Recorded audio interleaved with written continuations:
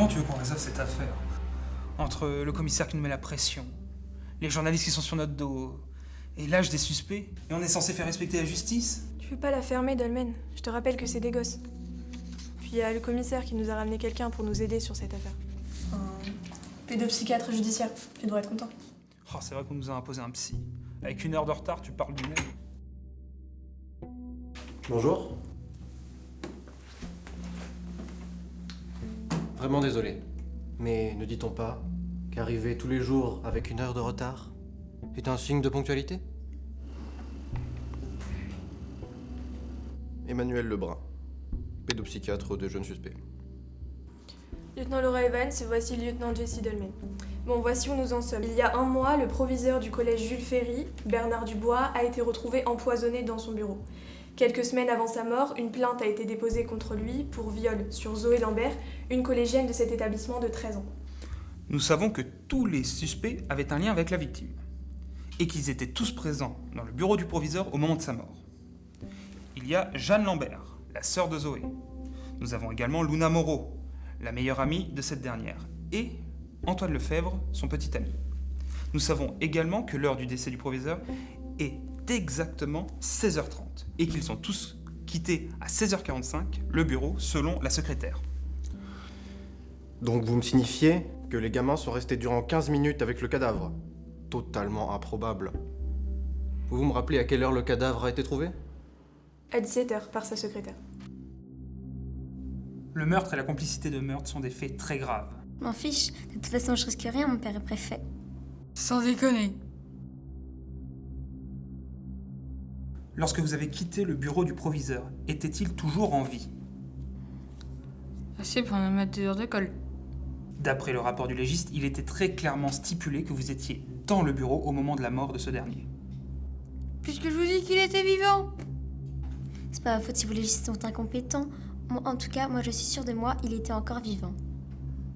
Est-ce que tu as vu quelqu'un sortir du bureau à part la secrétaire? Non. Oui, un homme. Et est-ce que tu pourrais me le décrire? Oui, il avait beaucoup de cheveux, les yeux marrons. Il portait un imperméable et il avait une barbe, un peu comme vous. À quelle heure tu as quitté le collège? Et qu'as-tu fait après? À 17h, et puis après je suis rentrée chez moi comme d'hab. De quoi vous a parlé le proviseur? Il disait que Zoé était une menteuse. Qu'as-tu ressenti à l'annonce de la mort de ton proviseur? Rien. Pourquoi? Je devrais ressentir quelque chose. Rien du tout.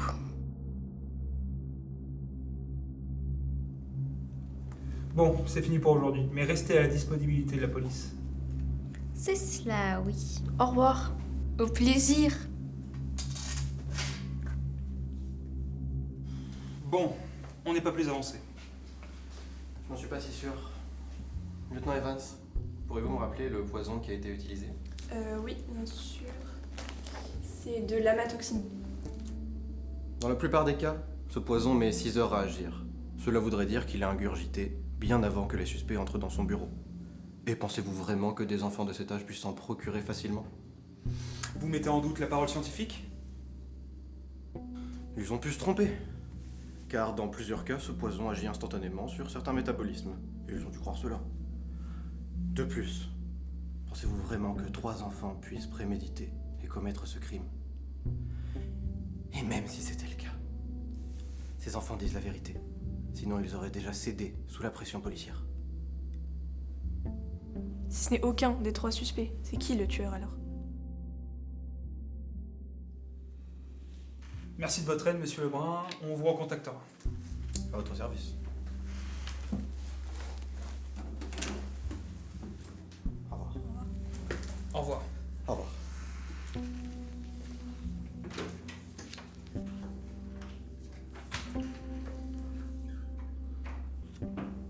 Tu parles du Ned, il nous a complètement embrouillés. Attends, il y a un truc que je comprends pas. Qu'est-ce qu'il y a?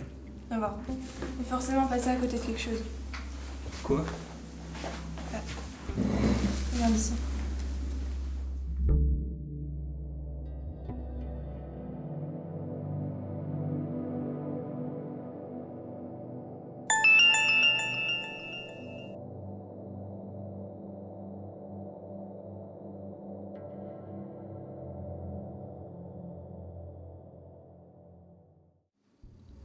Regarde, il y a 4 ans, le proviseur a déjà reçu une plainte contre lui pour viol sur Juliette Lebrun, une collégienne de son établissement de 13 ans.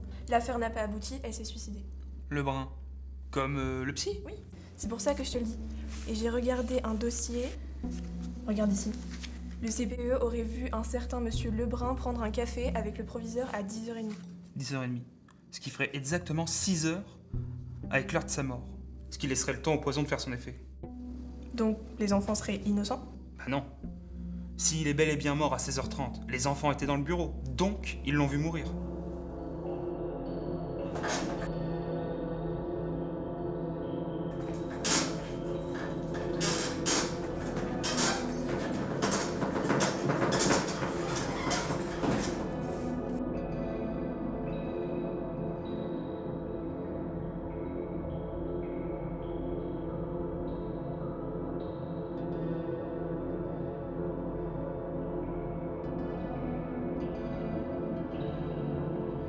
Maintenant.